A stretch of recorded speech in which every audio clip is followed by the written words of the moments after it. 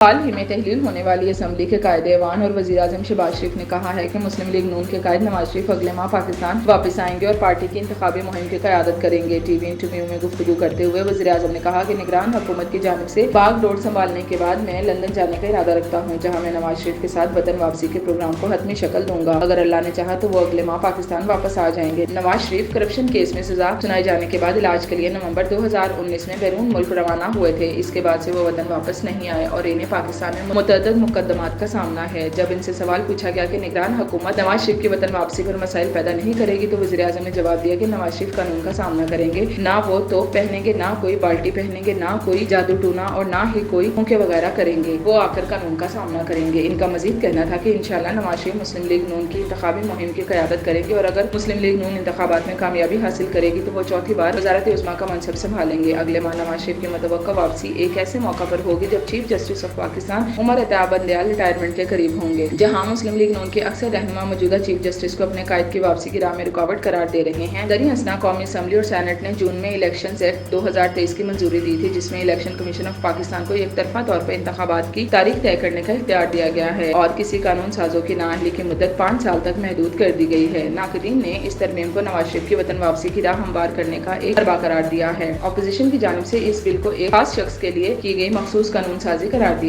جس سے ممکنہ طور پر نواز شریف اور نو تشکیل شدہ استحکام پاکستان پارٹی کے سربراہ جہانگیر ترین خان کو فائدہ پہنچنے کی امید ہے۔ دونوں کو 5 سال قبل سپریم کورٹ نے ایک فیصلے کے بعد تاحیات نااہل قرار دے دیا تھا۔ رواں سال جون میں احتساب عدالت نے نواز شریف کو 1986 میں میڈیا ہاؤس کے مالک کو پلاٹوں کے مبینہ غیر قانونی الاٹمنٹ سے متعلق ریفرنس میں بھی بری کر دیا تھا۔ یہ ان متعدد کیسز میں سے ایک تھا جن میں سے مسلم لیگ نون کے اقتدار میں آنے کے بعد شریف خاندان کے ارکان کو کلیئر کر دیا گیا تھا۔